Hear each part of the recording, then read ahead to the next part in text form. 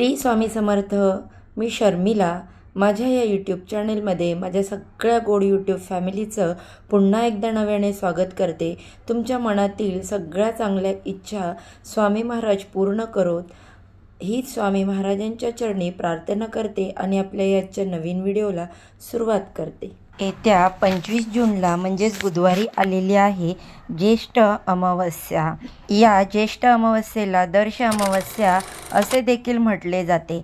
प्रत्येक महिन्यामध्ये अमावस्या तिथी ही येते आणि प्रत्येक अमावस्येचं महत्त्व वेगळं वेगळं असतं. ज्येष्ठ अमावस्या यामध्येच या शब्दाचा अर्थ दडलेला आहे. ज्येष्ठ अमावस्या ही आपल्या पितरांना समर्पित असते. दरवर्षी ज्येष्ठ महिन्यातील कृष्ण पक्षातील अमावस्या तिथीला ज्येष्ठ अमावस्या ही साजरी केली जाते. ज्येष्ठ अमावस्या ही कृष्ण पक्षाच्या 15व्या तिथीला येते. सध्या मराठी तिथीतील ज्येष्ठ महिना सुरू आहे, तर या दिवशी सर्वार्थ सिद्धी योग तयार होतो. या सर्वार्थ सिद्धी योगामध्ये केलेले कार्य खूप यशस्वी ठरते असे आपल्या ज्योतिषशास्त्रामध्ये सांगितलेले आहे. ज्येष्ठ अमावस्येच्या दिवशी आपल्या पितरांसाठी स्नान, दान, तर्पण, श्राद्ध, पिंडदान करतात, ज्यामुळे प्रखर पितृदोषापासून सुटका मिळते. ज्येष्ठ अमावस्येचा प्रारंभ मंगळवारी 24 जूनला सायंकाळी 7 वाजता सुरू होणार आहे आणि ही तिथी बुधवारी म्हणजेच 25 जूनला दुपारी 4 वाजता समाप्त होणार आहे. त्यामुळे उदय तिथीनुसार ज्येष्ठ अमावस्या बुधवारी 25 जूनला असणार आहे.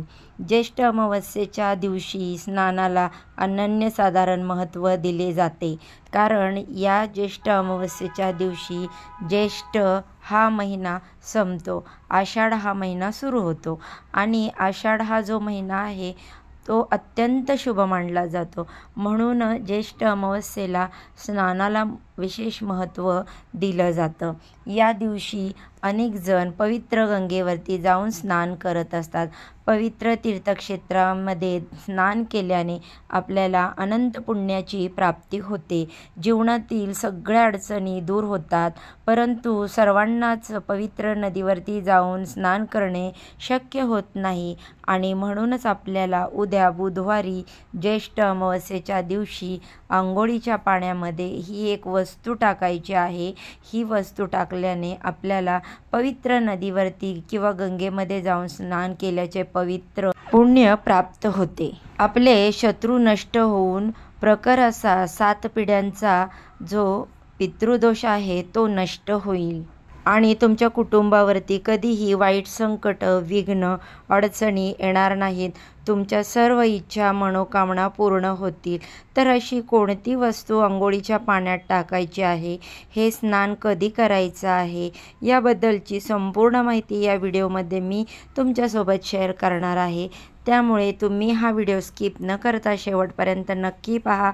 चॅनलवरती जर पहिल्यांदा नवीन आला असाल तर चॅनलला सबस्क्राईब करा, व्हिडिओला लाईक करा आणि असेच नवनवीन व्हिडिओ पाहण्यासाठी बेल आयकॉनला देखील प्रेस करा, ज्यामुळे जेव्हा पण मी माझ्या चॅनलवरती नवीन व्हिडिओ अपलोड करेन त्याचे नोटिफिकेशन सर्वात अगोदर तुम्हाला मिळेल आणि तुम्ही एक पण व्हिडिओ मिस करणार नाही.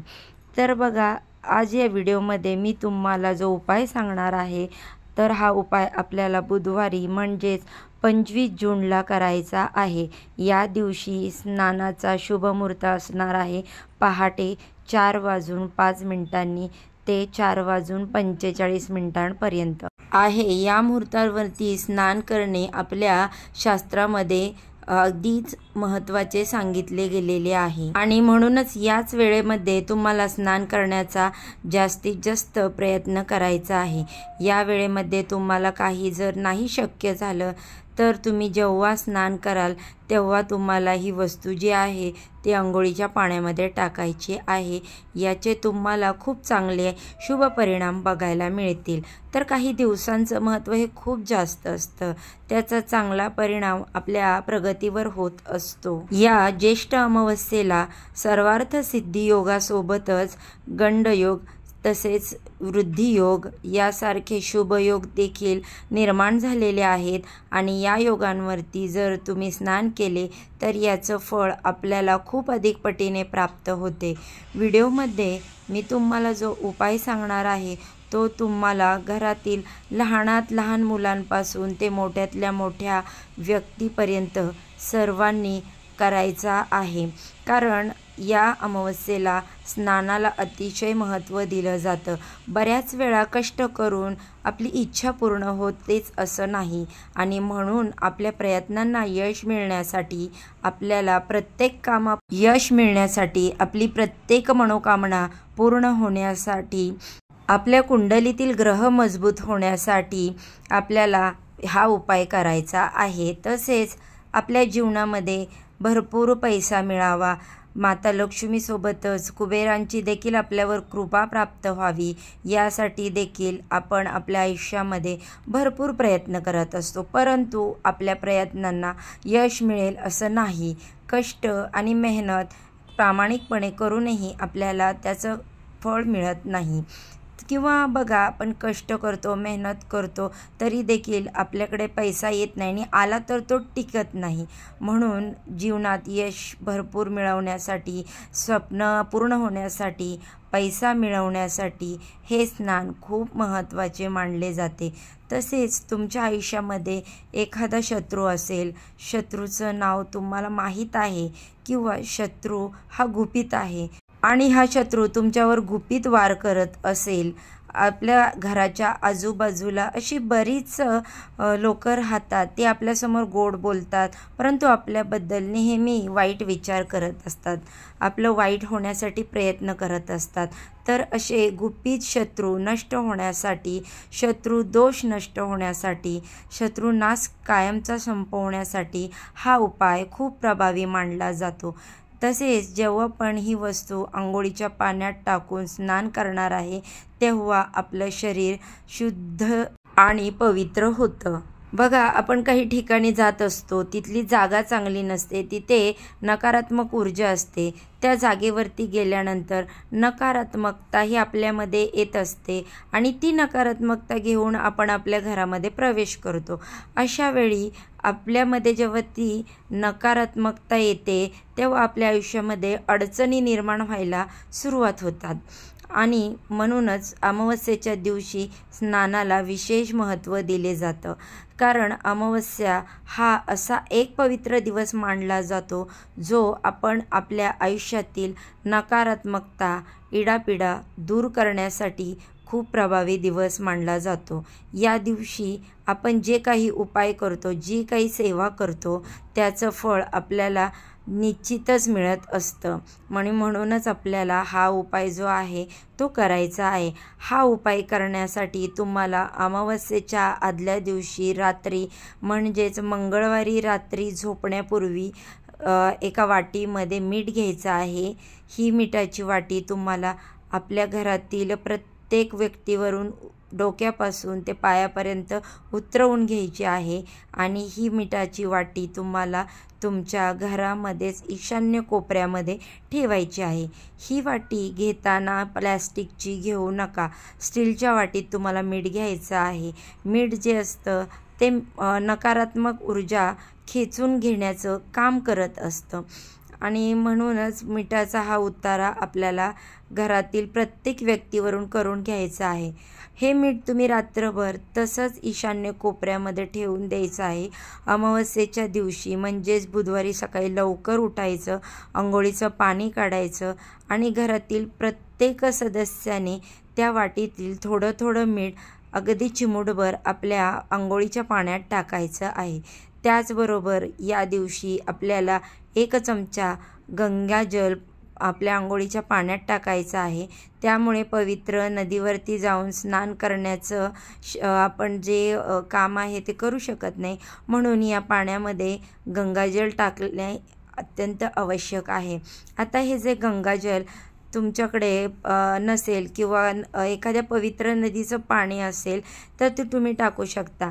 आणि बघा, गंगाजलची बॉटल ही जर तुम्हाला हवी असेल तर ती पूजा साहित्याच्या दुकानात कुठेही मिळते। यानंतर पुढची वस्तू आहे तुळशीपत्र, तुळशीची पान हे अत्यंत पवित्र मानली जातात आणि म्हणूनच अमावस्येच्या दिवशी अंघोळीच्या पाण्यामध्ये तुळशीचं पान टाकलं तर आपलं शरीर हे पवित्र होऊन जातं। आणि यासोबतच तुम्हाला चिमूटभर काळे तीळ पाण्यामध्ये टाकायचे आहे। जर आपण काळे तीळ टाकून स्नान केलं तर पितृदोषाचा जो त्रास आहे तो दूर होतो, म्हणून चिमूटभर काळे तीळ आपल्याला या पाण्यामध्ये टाकायचे आहेत आणि या पाण्यामध्ये ते काळे तीळ टाकून स्नान करायचं। आणि स्नान करत असताना आपल्याला हर हर गंगे असा मंत्राचा जप करायचा आहे आणि हे स्नान आपल्याला डोक्यावरून करायचं आहे।